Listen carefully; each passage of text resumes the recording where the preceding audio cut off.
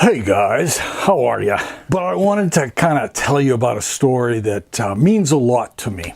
So back in 1988, a boyfriend, one of my 8-month boyfriends that I always have, a boyfriend and I went down to New Orleans. I had been down there before. I wanted him to see New Orleans, so we went down for a week.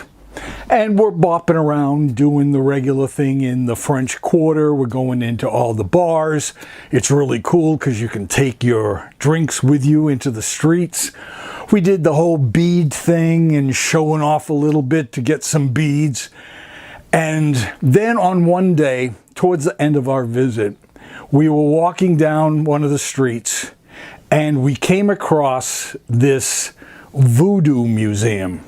So we thought, well, this is bizarre. Let's go check it out. And it was basically just kind of a 1.5 room little place with a lot of, voodoo kind of things, crystals that you can buy, wands, incense, all that stuff. And there was a sign in the back there behind the counter that said that they had a psychic. So regarding psychics, I do believe they exist. Primarily because the police have worked with them on finding missing people or objects before.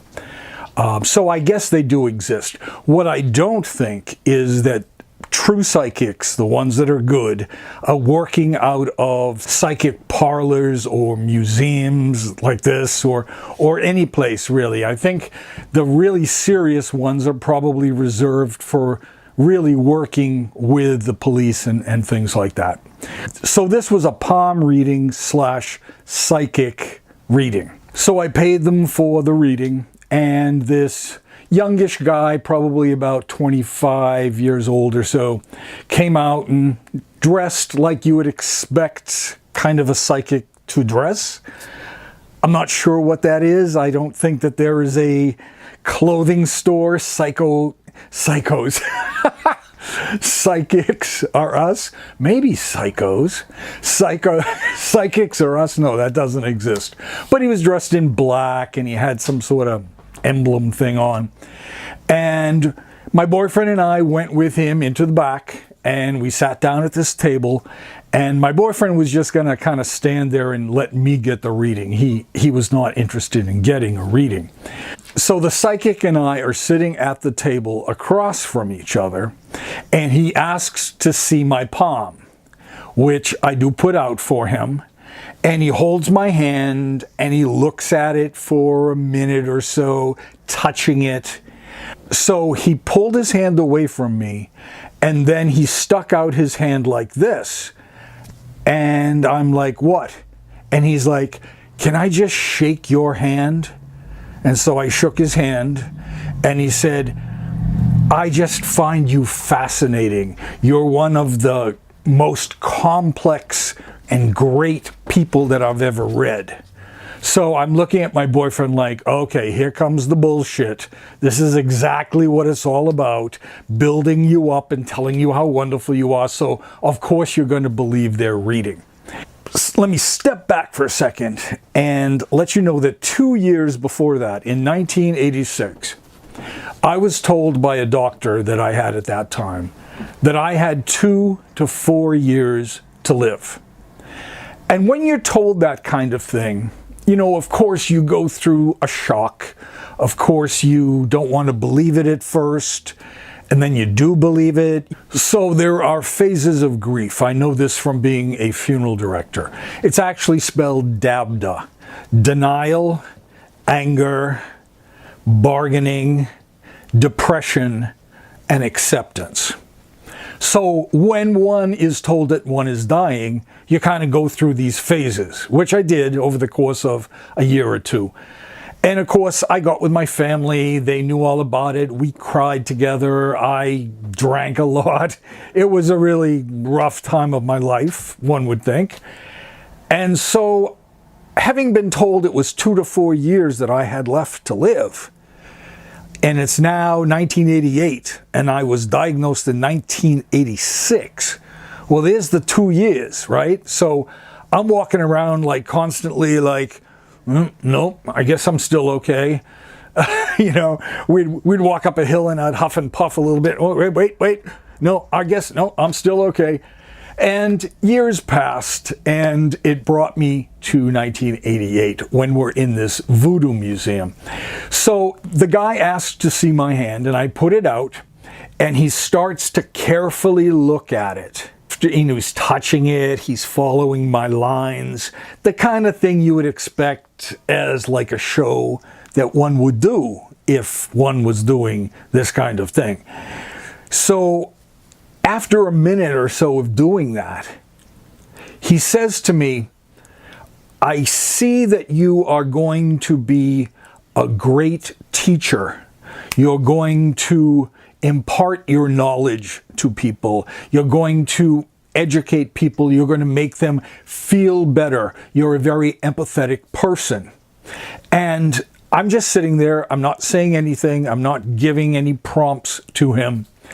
And he says, but in this greatness that you're going to have, I see that you're not going to really reach that beginning of the greatness until you're in your mid-50s. At the time, I was just turning 30. So I sat there silently for a minute, and I looked at my boyfriend, and I said to the psychic, literally, this is my quote, you want to check those dates again there, pal? And he takes my hand. Nope, it's going to be mid-50s. And I'm like, okay, thank you for the reading. I really appreciate it. He said, I think you're a great guy. I think the future is going to be wonderful for you. And I'm like, yeah, it sure is. It's going to be great. So we leave the Voodoo Museum and we're walking back to the hotel, and I said to my boyfriend, that's so ridiculous. I mean, I'm supposed to maybe have another 2 years at most. So that's just a bunch of garbage. And of course, I'm recording this in 2021. So I did not die in 2 to 4 years. But I have to tell you that every year or so that passed by, at least in the first 20 years or so, so from 1988 to about 2008, I was constantly thinking a little bit about what he said in the back of my mind. And every time I would go to the doctor and I'd have blood work done, and it appeared I was not getting any worse. Not any better at that point, but not any worse. I would think a little bit about, he said mid-50s. So as I passed out of my 30s into my 40s, it started really becoming something that I almost obsessed about. He said I'm going to be a great teacher by the time I'm in my mid-50s. I was doing personal training at the time, as I have continued to do all the way up to 2021. But I always kind of kept thinking, somewhere in the back of my mind, there was a little bit of hope because of what he said. Now, I dismissed everything he said when we left there. Oh, he's full of garbage.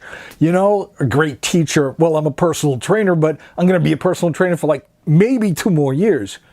But no, all these years passed, and I kept thinking about that. And the closer I was getting to my mid-50s, the more I was taking care of myself. I started eating much better. I cut down on my drinking, which is practically non-existent now. I started doing a lot more cardiovascular exercise. I started doing all of these things to try to get me to my mid-50s, to make his prediction come true. So was his prediction true because he was a great palm reader psychic? No, probably not. But he planted a seed of hope in me so that as the years passed and as I got closer to my mid-50s, it just pushed me a little bit further. And so I think of that psychic as saving my life. Because if I had not been told that, I would continue my downward spiral You know, it had been 2 years. I was supposed to live 2 to 4. I would continue to drink. I would continue to abuse myself. I would continue to do all kinds of things because I knew that my life was going to end in a few years. So I didn't care. But once he said what he said, it planted that little tiny seed of hope in my brain. And so over the years, I've been really grateful to that man that read my palm, even if he's full of shit. Doesn't matter. To me, it made a difference as the years passed. Now, I'm not going to suggest you all run out and go to psychics or palm readers. It's just a matter of, I think, when you have hope, even if it's a little tiny seed somewhere in your brain, a little bit of hope, then that hope grows. Then you start to take better care of yourself. Then you plan on the future. You start to do things that you know long-term are important. Taking care of your teeth and having cleanings and flossing and all that. Because I want to keep my teeth for the many decades I still have to do. Back then it was like, well, screw that. It's 2 years, I'm going to die. I'm not going to floss. But this dude gave me hope.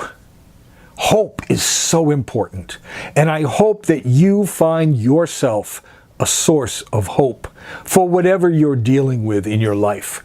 So what I would like you to do, please, down in the comments, is just mention whether or not you believe in psychics, whether that be mind readers, palm readers, card readers, whatever aspect of that. Do you believe in that? And have you any experience with that? So please, if you like this video, give me a thumbs up. I love those thumbs up. Subscribe, hit that notification bell, all that garbage that everybody always says. Please do that so that the algorithm picks me up and shoots me out to a bunch more people. Meanwhile, guys, I love all of you. Thank you so much for the ones that correspond with me. Please feel free to mention anything down in the comments, or you can always catch me at anoldergayshow@gmail.com. This is Joey Hernandez. I will talk to you later. Thanks for coming by. Bye for now.